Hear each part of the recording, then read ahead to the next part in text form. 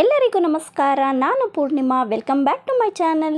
ಇವತ್ತಿನ ವ್ಲಾಗ್ ಕರ್ನಾಟಕದ ಪ್ರಸಿದ್ಧ ಪುಣ್ಯಕ್ಷೇತ್ರ ಶಿವಗಂಗೆ ಬೆಟ್ಟ. ನಾವು ನಮ್ಮ ಅತ್ತೆ ಮಾವನ ಜೊತೆ ವರ್ಷಕ್ಕೊಮ್ಮೆ ಶಿವಗಂಗೆ ಬೆಟ್ಟಕ್ಕೆ ಹೋಗ್ತೇವೆ. ನಮ್ಮ ಮನೆ ದೇವರಾದ ಗಂಗಾಧರೇಶ್ವರ ಹೊನ್ನಾದೇವಿ ಮರಿಯಮ್ಮನಿಗೆ ಪೂಜೆ ಸೇವೆ ಸಲ್ಲಿಸ್ತೇವೆ. ಶಿವಗಂಗೆ ಬೆಟ್ಟ ತುಮಕೂರು ಜಿಲ್ಲೆಯ ನೆಲಮಂಗಲ ಸಮೀಪದಲ್ಲಿದೆ.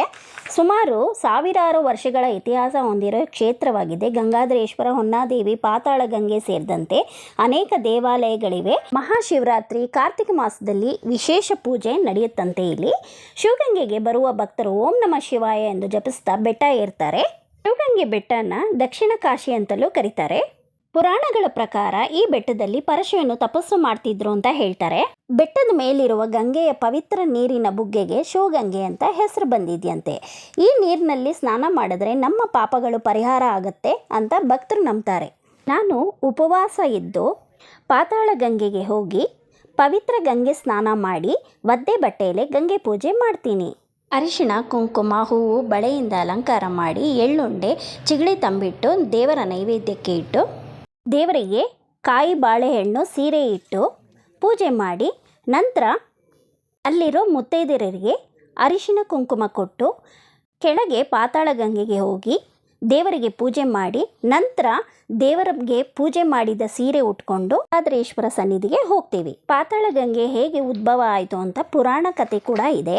ಹಿಂದೆ ಹೊನ್ನಾದೇವಿ ರಕ್ತ ಬೀಜಾಸುರ ರಾಕ್ಷಸನ ಸಂಹಾರ ಮಾಡಿ ಬಾಯಾರಿಕೆ ಆದಾಗ ತ್ರಿಶೂಲದಿಂದ ಬಂಡೆ ಒಡೆದು 2 ಭಾಗ ಆಗಿ ಗಂಗೆ ಉಕ್ಕಿ ಹರಿದು ಬಂದ್ರಂತೆ. ನೀರು ಕುಡಿದು ವಾಪಸ್ಸು ಹೋಗುವಾಗ ಹಿಂದೆ ಹರ್ಕೊಂಡು ಬರ್ತಿತ್ತಂತೆ.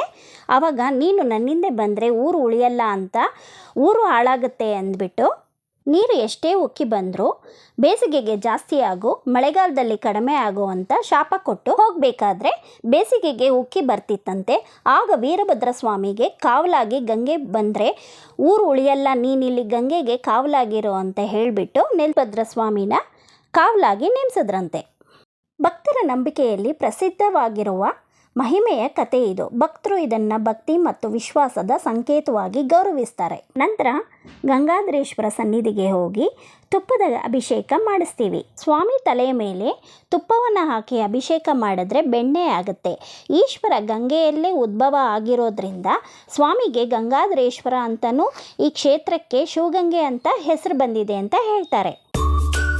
ನಂತರ ಹೊನ್ನಾದೇವಿ ಮರಿಯಮ್ಮನಿಗೆ ಸೀರೆ ಮಡ್ಲಕ್ಕಿ ಕೊಟ್ಟು ಪೂಜೆ ಮಾಡಿಸ್ಕೊಂಡು ಬರ್ತೀವಿ. ಹೀಗೆ ನಮ್ಮ ಕುಲದೇವರಾದ ಗಂಗಾಧರೇಶ್ವರ, ಹೊನ್ನಾದೇವಿ, ಮರಿಯಮ್ಮ ದೇವರಿಗೆ ವರ್ಷಕ್ಕೊಮ್ಮೆ ಹೋಗಿ ಪೂಜೆ ಮಾಡಿಸೋದ್ರಿಂದ ಕುಲದೇವರ ಆಶೀರ್ವಾದ ನಮ್ಮ ಕುಟುಂಬದ ಮೇಲೆ ಸದಾ ಇರುತ್ತೆ, ದೇವರ ಅನುಗ್ರಹ ನಮಗೆ ಸಿಗುತ್ತೆ ಅನ್ನೋದು ನಮ್ಮ ನಂಬಿಕೆ. ಇವತ್ತಿನ ವ್ಲಾಗ್ ನಿಮಗೆ ಇಷ್ಟ ಆಯಿತು ಅಂತ ಭಾವಿಸ್ತೀನಿ. ಇಷ್ಟ ಆಗಿದ್ದರೆ ಲೈಕ್ ಮಾಡಿ, ಶೇರ್ ಮಾಡಿ. Thank you for watching.